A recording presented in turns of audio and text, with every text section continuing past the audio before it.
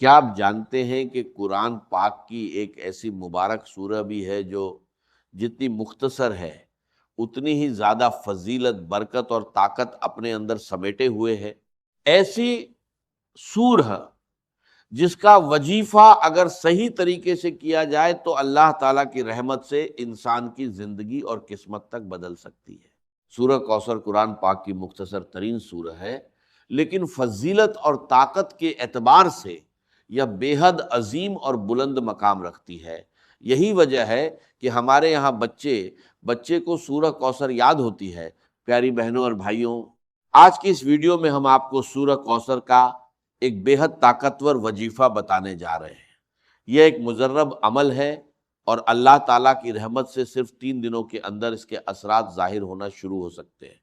اس وظیفے کو کرنے کے بعد آپ کی ہر مراد اور ہر حاجت اسی طرح پوری ہو سکتی ہے جیسے اس کے پورا ہونے کا حق بنتا ہے۔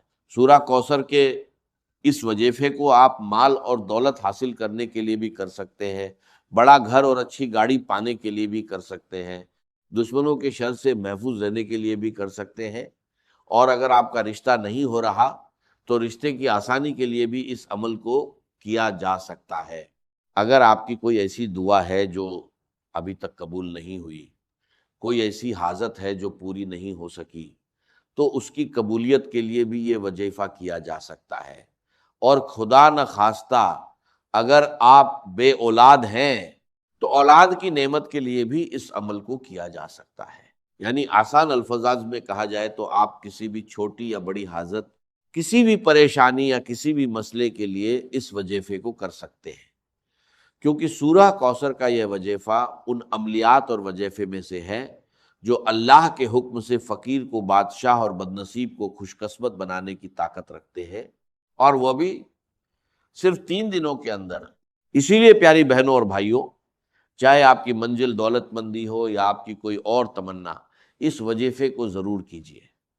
اب یہ وظیفہ کیسے کرنا ہے اور اسے کرتے وقت کن باتوں کا خاص خیال رکھنا ہے، یہ جاننے کے لیے ویڈیو کو آخر تک ضرور دیکھیے گا اور بیچ میں بالکل بھی سکپ مت کیجیے گا۔ سورہ کوثر کو اگر قرآن پاک کی سب سے مختصر لیکن سب سے طاقتور سورہوں میں سے ایک کہا جائے تو یہ ہرگز غلط نہیں ہوگا۔ اس کی فضیلت کا سب سے بڑا سبب اس کا منظر نزول ہے۔ اللہ تعالیٰ نے اس سورہ کو اپنے محبوب نبی حضرت محمد صلی اللہ علیہ وسلم کے رنج اور غم کو کم کرنے اور آپ کو تسلی دینے کے لیے نازل فرمایا تھا۔ جب نبی کریم صلی اللہ علیہ وسلم کے صاحبزادے کا انتقال ہوا تو آپ صلی اللہ علیہ وسلم بے حد غمگین ہو گئے۔ اسی موقع کا فائدہ اٹھاتے ہوئے مخالفین نے آپ کو طعنے دینا شروع کر دیے اور آپ کو ابتر کہنے لگے، یعنی ایسا شخص جس کے بعد کوئی نسل یا اولاد نہ ہو۔ ان باتوں سے نبی کریم صلی اللہ علیہ وسلم کو رنج پہنچا تو اللہ تعالیٰ نے اپنے محبوب صلی اللہ علیہ وسلم کو تسلی دینے، دلاسا دینے اور آپ کے مقام کو بلند کرنے کے لیے سورہ کوثر نازل فرمائی۔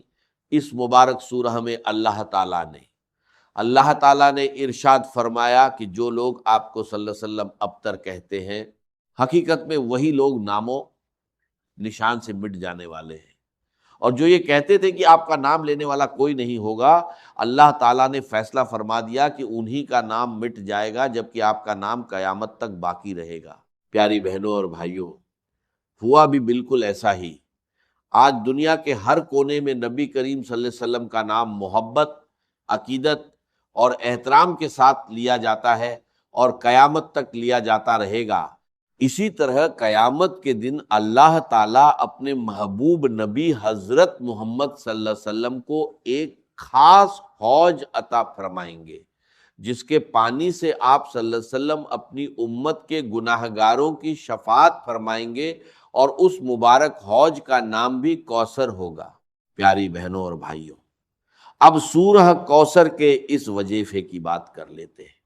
یہ 3 دنوں کا وظیفہ ہے، لیکن بے حد مجرب، ببرکت اور طاقتور عمل ہے۔ جو شخص اللہ تعالیٰ پر مکمل توکل اور یقین رکھتے ہوئے اس وظیفے کو کرے گا، وہ 3 دنوں کے اندر اللہ تعالیٰ کی رحمت سے ایسے نتیجے دیکھ سکتا ہے جو اس کے دل کو حیرت میں ڈال دے۔ اس वजीफे को आप माल और दौलत के लिए भी कर सकते हैं, बड़ा घर और अच्छी गाड़ी हासिल करने के लिए भी कर सकते हैं, अपनी पसंद के रिश्ते के लिए भी कर सकते हैं, किसी दुआ की कबूलियत के लिए भी कर सकते हैं।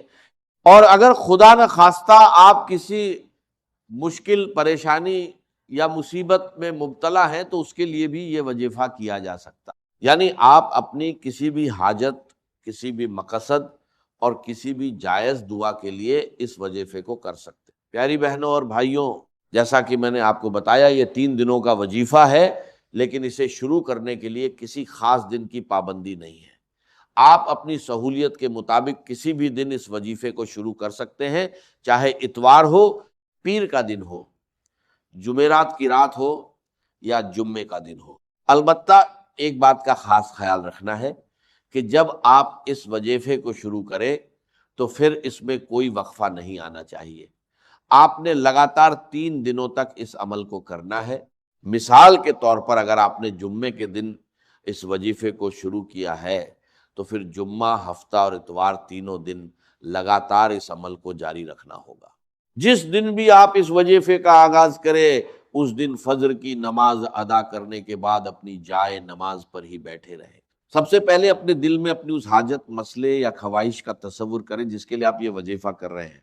मिसाल के तौर पर अगर आप माल और दौलत, बड़ा घर या अच्छी गाड़ी हासिल करने के लिए ये अमल कर रहे हैं तो अपने उसी मकसद को जहन में रखें। और अगर आप अपनी पसंद के रिश्ते या किसी और हाजत के लिए ये वजीफा कर रहे हैं तो अपने दिल में उस दुआ और उस उम्मीद को ताज़ा रखें कि अल्लाह ताला आपकी जायज़ ख्वाहिश को पूरा फरमाएंगे। इसके बाद सबसे पहले आपने, चाहे आप दरूद ए इब्राहिमी पढ़ लें या छोटा दरूद शरीफ पढ़ लें, दोनों में से कोई भी पढ़ा जा सकता है। मसलन अल्लाहुम्मा सल्ली अला मोहम्मदिन व अला आले मोहम्मद, सबसे पहले आपने 11 बार दरूद शरीफ पढ़ लेना है। उसके बाद 11 बार सूरह कौसर पढ़नी है। इस दौरान आपने अपने दिल में उस मकसद, उस हाजत और उस दुआ को ज़रूर रखना है जिसके लिए आप ये वजीफा कर रहे हैं। जब आप 11 बार सूरह कौसर पढ़ लें उसके बाद फिर से 11 बार दरूद शरीफ पढ़ लें।